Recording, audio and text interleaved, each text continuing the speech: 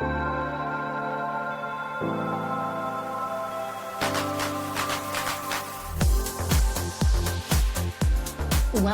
to the Dr. Nikki Starr Show, a podcast to support you in your spiritual awakening and personal development. As a spiritual teacher, healer, and intuitive coach, my intention is to empower you to live your ultimate potential and your ultimate life. As a former medical doctor and mystic, my role is to bridge the gap between science and spirituality to support you in understanding more of your multidimensional aspects. I share on a diverse range of topics, and it's all to support your greatest becoming. My mission is to continue reaching millions of people for the healing and awakening of humankind for the creation of the new earth. Thank you for being here.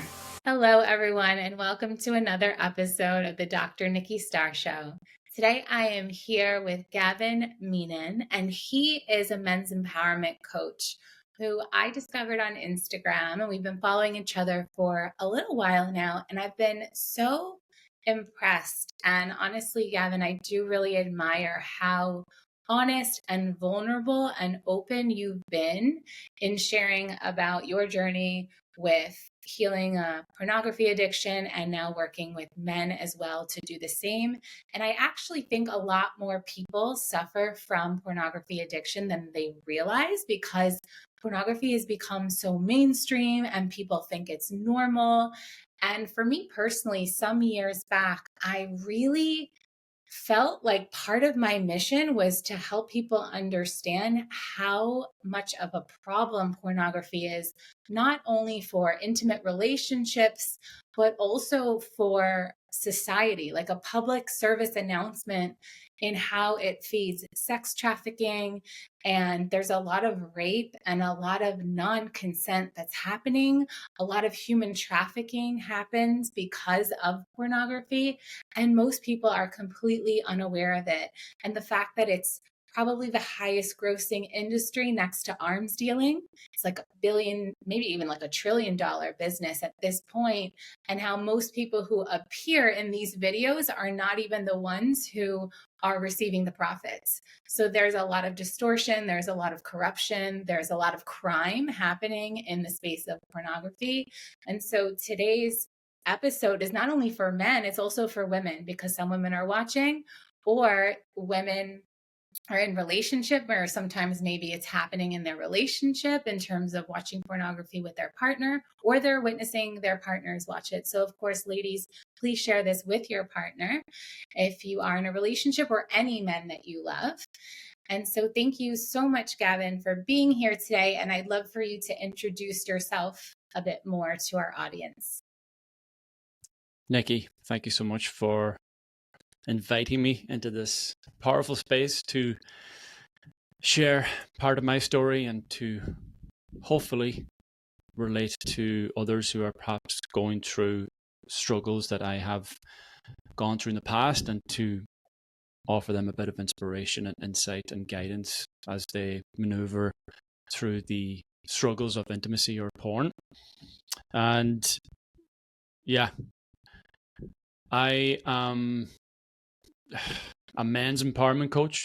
What that means, I don't really know. I've just used that title because I believe that the work I do is to help guide men back to themselves, back to the power, the strength, the love that they already have within, that they've ultimately forgotten about through society, through parents, through influences, especially in their early life, people that told them how to be, how to act, how to talk, how to behave, instead of stepping into their true essence and living an authentic and loving and strong, powerful, peaceful life.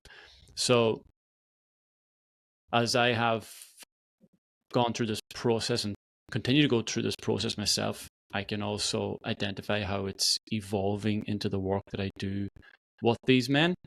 And I too am on a similar mission to come back to myself, to return to the heart instead of being stuck in the head with the doing, with the grasping, with the holding on to the shame and fear of the past, and ultimately protecting myself, and therefore never feeling the sense of connection, which is also where porn can come into play, where you feel like you're disconnected in reality and you seek this sense of connection through fantasy. And porn was a huge influence and factor in my life for well over a decade, until it reached quite a significant peak. And at that point, I fell, and I fell pretty hard.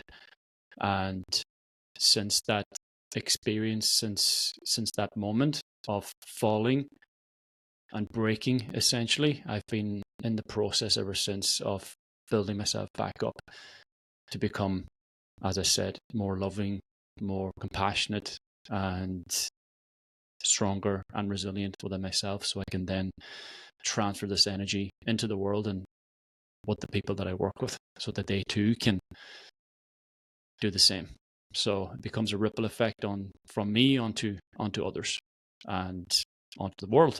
So that's kind of where it's at. And I could go on and on about all of that, but I don't want to take up all this time by simply speaking about myself or speaking about what I do. What's important here is to bring some important messages to the listeners to help them receive what it is that they need in order to find themselves all the more through this conversation and through the topics and the experiences we'll be sharing here. So thank you again, Nikki, for this space.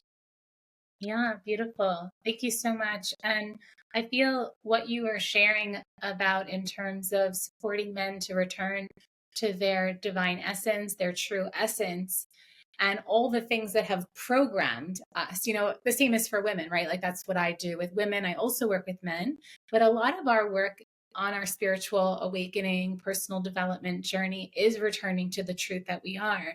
And so one of the programmings that happens is the programming of sex, right? So when we're kids or we're young, what's our first experience with it? And I even invite the listeners right now, can you think of your first moment that you saw something sexual in nature, or the first time you maybe saw a movie? So for me, I remember I was in 5th grade, and one of my fellow female classmates brought in one of her dad's porn magazines. And it was like all women. And it was like they were naked. And I don't remember if it was Hustler or Playboy or whatever. I think it was not Playboy, because I remember just seeing like a lot of bright colors too. And that was like my first experience with something sexually primed, right? And it was like big boobs and all this kind of stuff. And even I think of kids or younger, or like the first time they maybe see in a movie, or I can't remember when the first time I actually saw porn was. But imagine if that's the first time you're seeing interaction between a man and a woman, as that's usually the most common kind, then you think, oh, that's how it's supposed to be. And so I feel like for me, I could tell when a guy is engaging with me, like in my years of being in relationship and engaging sexually, I could like feel the porn imprint. It's like you see something and you think it's supposed to be like that, and then you go and you perform that thing versus honoring the truth of what the connection is wanting to happen. So porn, I feel, has distorted so much of intimacy and connection and pleasure. And of course, there's all kinds of ways to engage sexually. But here, in terms of today's episode, I really want to highlight where it can be a disservice, where it can actually cut intimacy, because in order to get the best angle and the best shot, the couple's not necessarily super connected, right? It could just be, and even women are in pornography being like, oh yeah, like so pleasurable, but it's not. It's definitely not. Like, they're performing for the cameras. So then men get a distorted view of like, oh, that's what's pleasurable. I saw it in the porno and she was like super turned on by that. But then in real life, it's like, ow, you know? And so I feel like it's important to talk about this because as, you know, kids are having iPads and, you know, it's so available. It's so easy to just access in a moment. And more it's becoming children's first experience of sexuality. I feel like the process of unlearning all of that, deprogramming all of that, and it does begin with abstinence, I feel. And it begins with really in the moment of really just following the energy of when you're intimate with someone, not having this plan of like, I'm going to do all these things to her and turn her all these ways. And it's like, what is the moment really calling for? And that requires like a sensitivity, a deep listening, a deep connection with someone that we're choosing to engage with sexually. And so I'm curious, when you work with men, you know, a lot of times like that's so primed in terms of like how to have sex.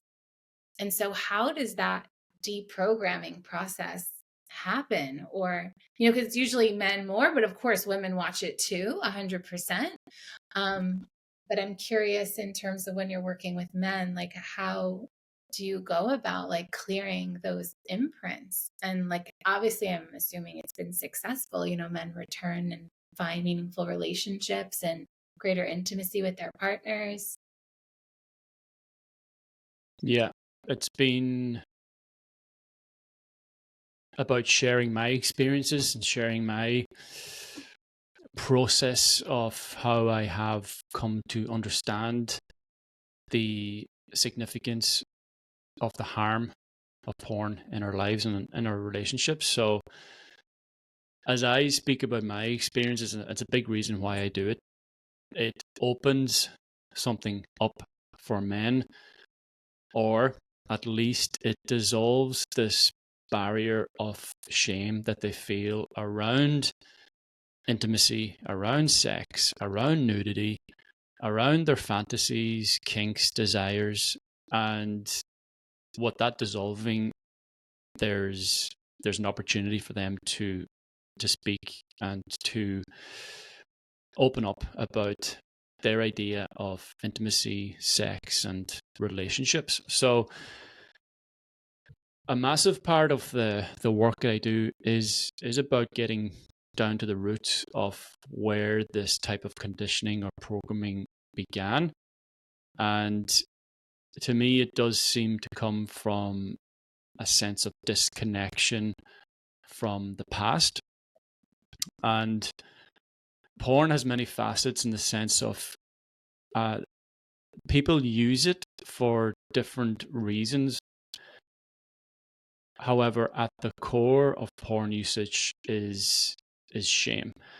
And sex, intimacy is a true expression of ourselves. And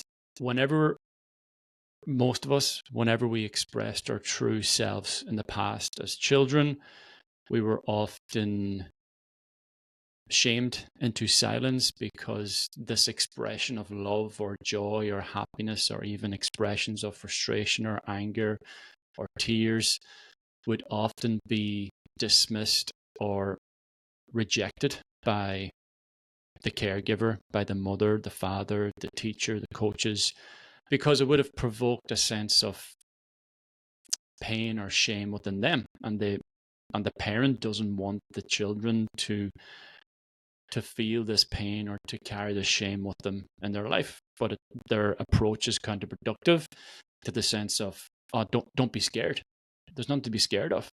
So the interpretation of the children or the child is that it's wrong to be scared. It's wrong for me to express this fear. It's wrong for me to express my feelings.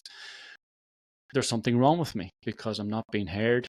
I'm not being cared for. I'm not being held. I'm not being protected. I'm just told to stop this because there's nothing to be afraid of. Stop it. There's nothing wrong. There's nothing wrong with the environment. There's something wrong with this situation. There's something wrong with you feeling scared. And this happens through many different experiences in our early life, such as when we expressed frustration or anger as a child. We don't have the emotional intelligence to communicate this to our parent or to an adult, in the sense of, I'm frightened here. I'm really afraid of what's happening in the situation, or I'm feeling really uncomfortable and I just need you to hold me. The vocabulary isn't there as a child. So the expression then is something of anger or rage. And this is where, the child throwing the tantrum provokes the anger or the pain or the shame in the parent. And you're possibly punished, or you're possibly rejected, or at very minimal, you're not being heard or seen again. For many of us, we were told that we were being bold, we were misbehaving. That again, there's something bad, there's something wrong with us. There's something wrong with expressing your fear, which comes out as rage and anger as a child.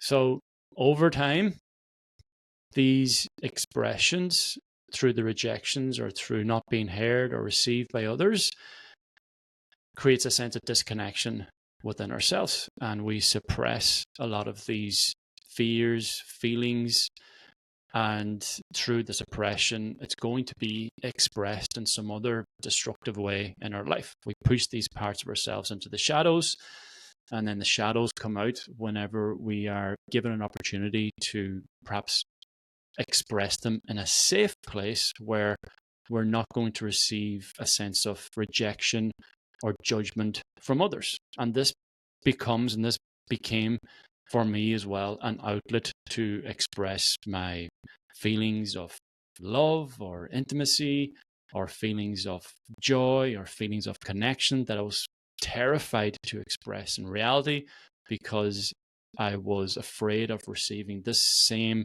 painful sense of rejection from a girlfriend or from a partner or from people in my life.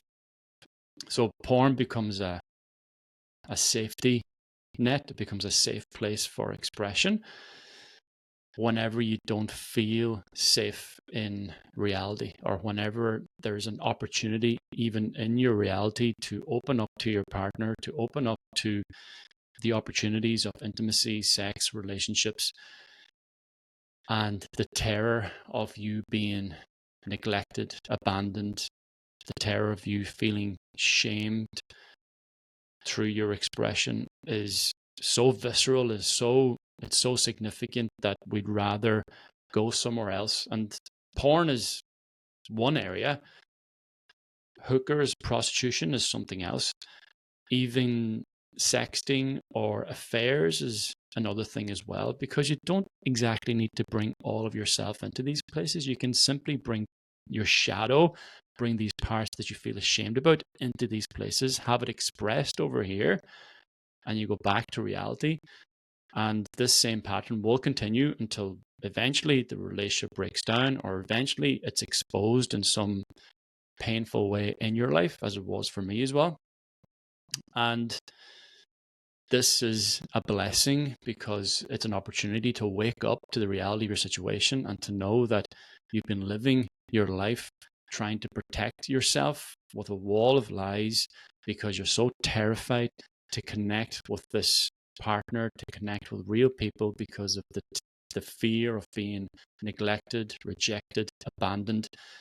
However, this is all linked to the stories and interpretations that a young, naive, innocent child created based on the experiences that he had with these people that he loved in his early life.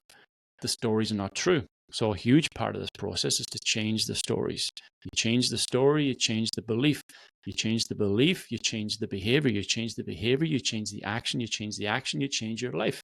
So you start to see life through a different lens, a healthier lens, a loving lens, a lens of deserving to feel connected and loved to others and from others. So that's also a huge part, is feeling as though we don't deserve a deep, loving, trusting, amazing connection or relationship with somebody else. Because it didn't receive it as a child. Because it is a cry for connection, it's a cry for love, it's a cry for affection, it's a cry for intimacy on that level with your mother as a child. And if it's not received, then you create the belief that you don't deserve it. And I only deserve this type of love. I only deserve a fraction of intimacy. I only deserve this surface level relationship that comes through porn. And porn does become another relationship in our life because we're channeling our time and energy into that. And when you put your time and energy into one thing, then you're not going to have that time and energy for something else. Choose to do one thing, you choose not to do something else, until eventually the choices that you're making will eventually create cracks in your reality, in your relationship, and then perhaps you're forced to awaken to the situation and make some changes to your beliefs in order to change the behavior, change the actions, and change the relationships going forward. So it's a matter of going back so we can begin to move forward. Go back, address the pain.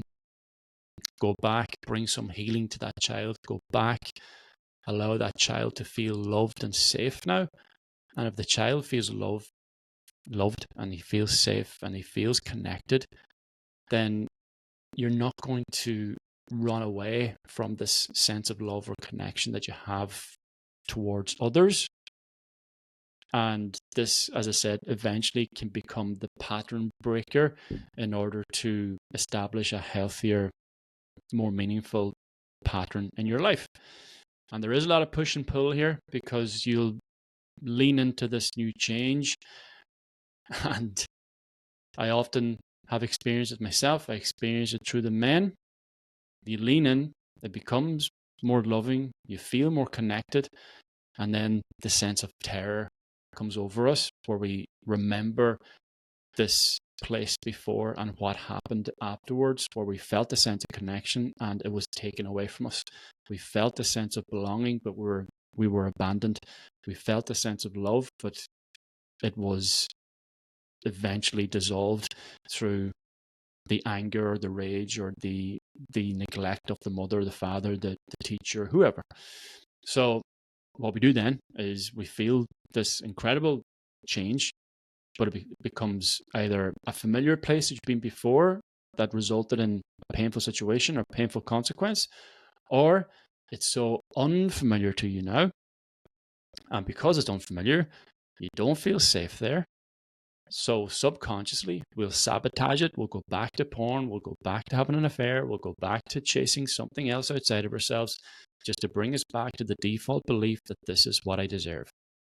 And this is the push and pull, and this is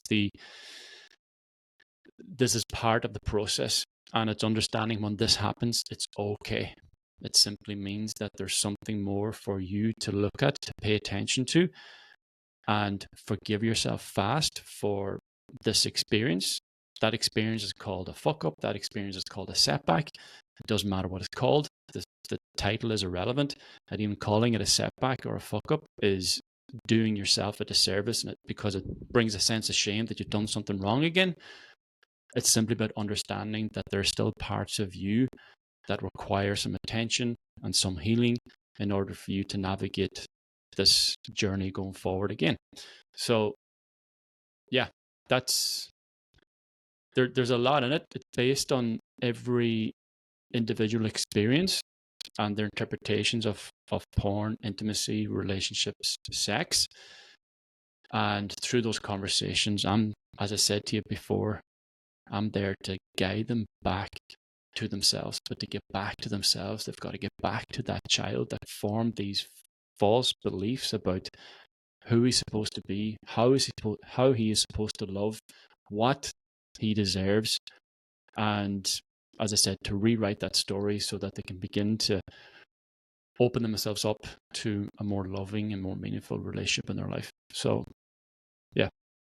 Yeah, beautiful. And thank you for bringing so much compassion and softness and healing to the conversation. I really felt that as you were transmitting, and it evoked another piece of programming that actually feeds pornography and shame around sexuality, which is religion and church, and how so much of shame around sexuality comes from religion and the church, and these beliefs that it's a sin, or you're only supposed to do it like this or in a certain way or after marriage or just to have babies, when true spiritual texts in things like Tantra, for example, teach about how our sexual energy is a key and a path to awakening more spiritually, as well as our energetic capacity, also for healing. Our sexual energy is part of our life force energy, and it makes up 85% of our energy. So if we were told like, oh, that's bad, and then it was shamed, it's kind of like stuck down in our second energy center, in our genitals, more or less. And so when it's stuck there and it doesn't have because people don't have the knowledge around how to move the energy, how to work with it in other ways, then it needs to go somewhere, because it's very strong energy. And then this is also what can create that addiction around pornography, or even sex addictions, or even these deviant behaviors like seeking prostitution or affairs, etc., because it has nowhere to go. And it's creation energy. And part of, I feel, the spiritual awakening on the whole planet is the re-education around our sexual energy and how it's so much more than just for sex. It's actually creation energy, and we can fuel it. And then we'll have future episodes around semen retention and things like this, so we understand how to work with that energy to fuel it into creating business, to create projects, to just heal our bodies, make us feel more energized and alive. And so that's another place to have compassion, in terms of, if you're wondering like why you might feel certain ways, even like purity school, where girls were made to feel ashamed of certain things, or made to feel slutty if they wore something that they liked, or if they were even wearing makeup or whatever. And a lot of that is like the little kid being told like, no, that's bad. You're bad if you like that, or if you want that. But there's that natural desire that comes. It's like, yeah, but I like that and I want to try that. And so then you go in secret and do that. So yeah, this is a really important topic, because there is a huge re-education happening on the planet around whether it is pornography or even just our sexuality in general. And so as you were speaking, that it's true, we have a shadow side. And when we're in the highest level of relationship, which I call divine union, that partnership is a place where you can express everything, and you can create containers of like, okay, tonight is when we act out our fantasies. And it can be some crazy kink or some fetish. And some of the teachers that I've worked under, like even one being David Data, he talks about how you do want to bring your shadows into the bedroom. And that when you decide to create that space, that's an aspect of shadow work as well. And so when you have that safe, loving container, it's like a ritual night where that's brought. And maybe if there is whatever kind of fetish or kink or whatever it is, that it's fully welcomed. And it's almost like a role playing. And it allows that part to be expressed, so then it doesn't go and be like, I need to find an outlet for it. Because anywhere we're hiding or trying to keep aspects of ourselves suppressed or hidden, they are going to rear their heads. And unfortunately, those are the parts that will sabotage our life. They will sabotage love. They will sabotage our success. So the power of our sexual energy is so strong, which is why we do some of our greatest healing work in coupleship and relationship, is because the glue of that love and that sexual energy, because it's a pleasure energy, keeps us there. And it's so powerful that that energy can help to transmute traumas, wounds, pains, shame. And sex, when you're bringing all of that into the space, can look different. Like it might not look like the porno sex. Like it might look like crying. It might look like holding each other, or one person holding the other as you're working through a block or a memory or trauma or a wound. So it's a very different kind of experience that's still very intimate and actually very fulfilling, because it's like the ultimate healing experience. You're held in all of you, all the parts that you've rejected, where you have someone, this loving presence, who's loving you unconditionally through all of that. And I'm not saying that it's not scary or like, oh my God, I'm going to show my full self to this person. But that's the point of relationship. It's that mirror. It's that to be seen and held and to go on a life journey with someone else. And when I tell you, it's one of the most rewarding experiences. And so I really wish that level of relationship for everyone. And it starts by all of us becoming more compassionate and all of us being able to hold that for the other person we're in relationship with. And part of the awakening of the new paradigm is this level of relationship, because when we're operating at that level of romantic relationship, I mean, what you can awaken and heal within your partner so that they can move mountains and step into their mission and purpose, and the fulfillment that you then feel from that, it's like you're both moving mountains, and it's really beautiful. And so my prayer, my wish is that this episode really inspires you and activates you to soften your heart to any types of like the word is shame, but shame is more the person feels that. I guess any judgments you might have around something that your partner could be living or someone that you're interested in, and knowing that your compassion and your soft heart can help to open them to share and be more honest with you, because it all begins with honesty, right? Like honesty, transparency, compassion, grace, having grace for the other person. I hear you and I feel you in what you're sharing there. And there's many men listening who are thinking, oh, wow, this sounds amazing, where I can potentially open up to my partner and share some of these fantasies and kinks and desires that I have.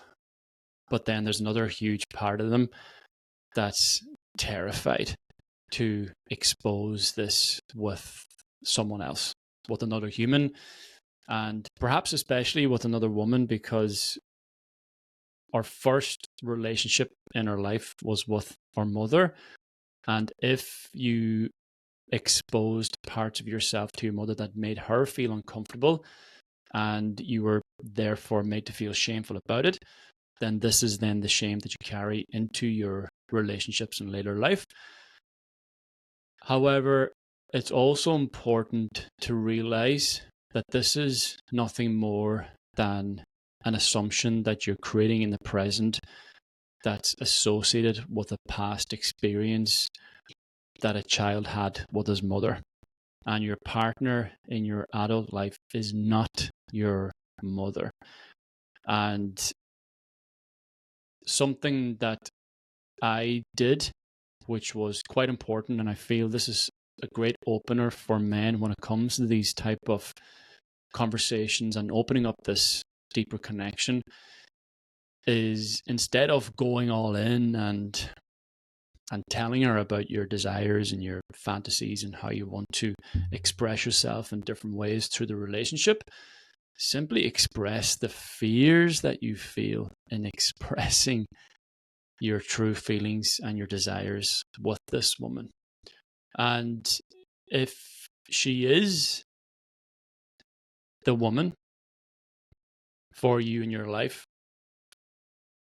she will open up that space, or at least invite you into that space to share it with her. Because the reality is, and I've had these conversations with men, is she also has things, feelings, desires, fantasies that she would love to share with you, but she also feels this sense of terror and fear based on the shame that she feels around sex or intimacy. So one of you needs to have the courage to step forward and to speak up and to invite this space, invite each other into this space. And it is a call to action for most men to do this. And we live in a world where I believe courage is probably the most important asset or characteristic that we need in today's world, because true courage is the path of truth, it's the path of love, it's the path of strength and connection. And on the other side of the struggle that requires the courage to move through is the love, the peace, the confidence, is the man that you want to become. But we have to practice that courage to lean into the resistance in order to break through to the other side and find out the love and the strength that we already have within. We already have it 100%. We are much more loving, we're much more stronger, we're much more compassionate, and we're much more resilient than we even imagine right now. But too many of us are playing it safe. And as I said, you're depriving yourself of that opportunity to tap into the incredible qualities that you already hold within. And as you open this up in a relationship, you're going to open it up outside of that relationship as well. You're going to take it with you outside of your bedroom, outside of your home, and it's going to create incredible opportunities in your life as a whole. So the woman in your life is a gateway to finding yourself.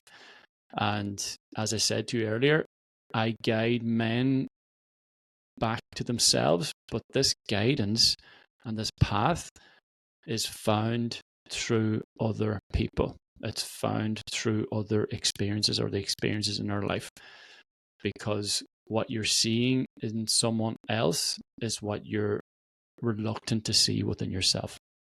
So your wife, your girlfriend is reflecting back to you the sense of shame, the sense of vulnerability, the sense of lack that maybe you feel within.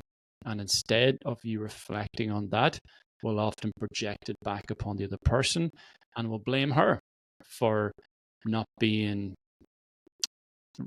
receiving us. We'll blame her for being critical. We'll blame her for always giving out. However, we're reluctant to look at ourselves and see these words, these actions, these behaviors as a call to action for us to awaken to the reality of our situation and know that we are the creators of our life, and you have created this relationship based on your underlying beliefs, most of which is no longer serving you. And that's your opportunity to go within and to bring healing to the stories that have created these beliefs, the behaviors, and the relationships in your life. So become aware as to what's coming up for you when you are looking at her or when you are in her presence. And instead of even making it all about you, me, I want to do something to make me feel good.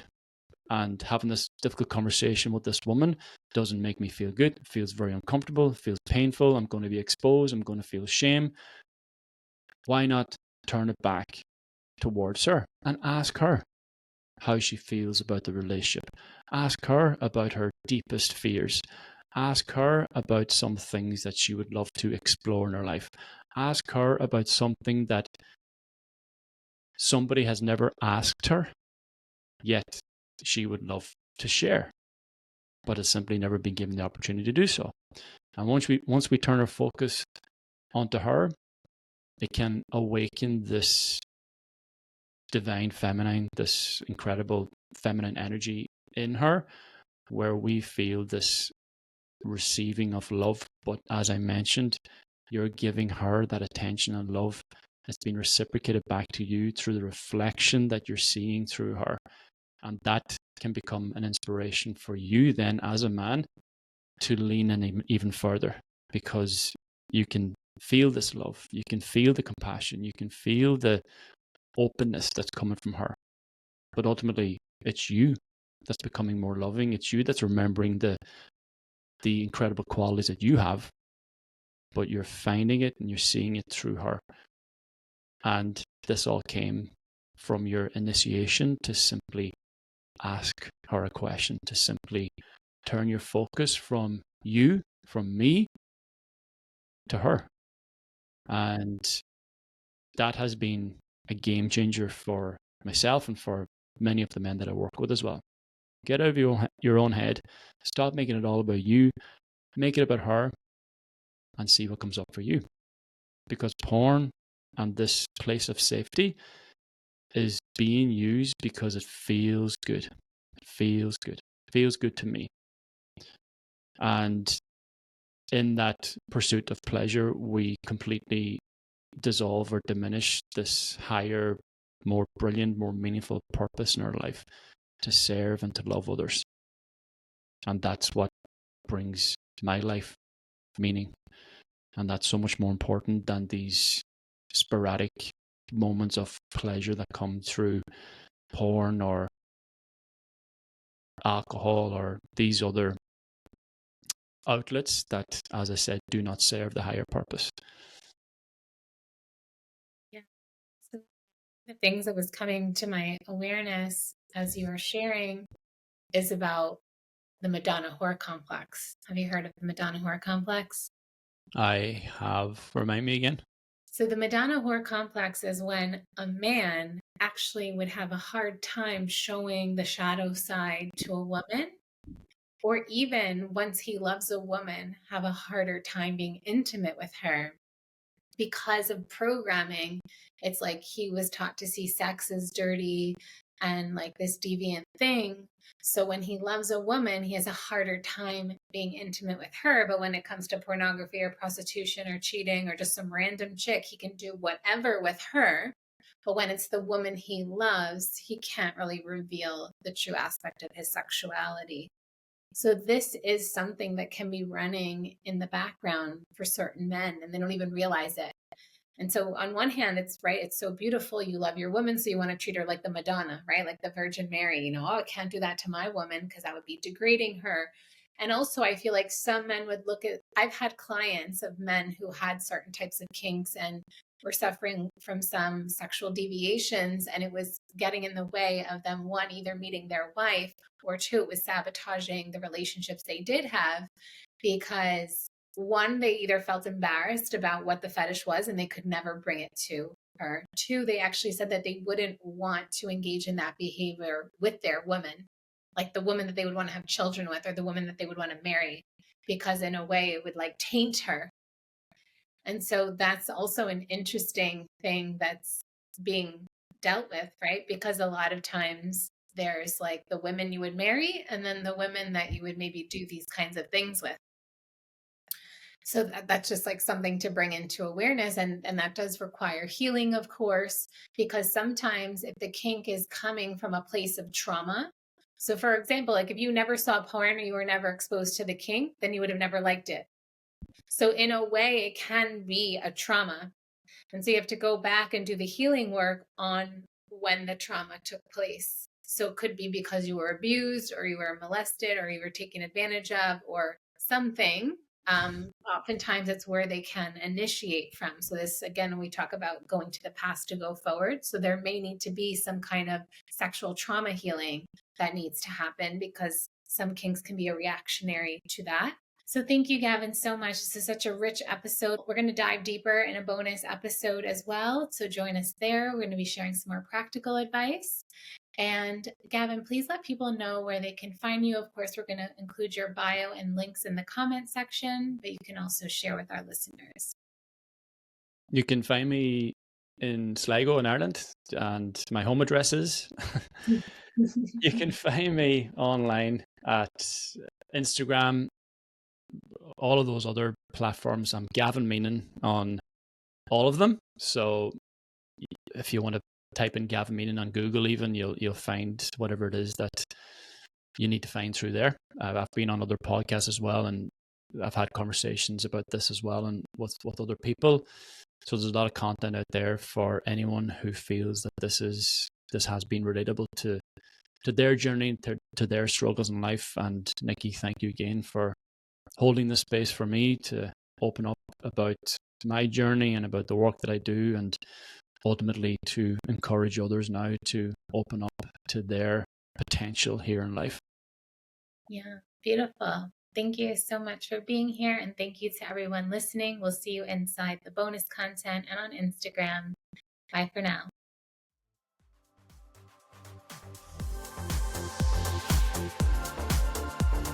Thank you for tuning in to another episode of the Dr. Nikki Starr Show. Please like this podcast and share it with anyone you feel would benefit.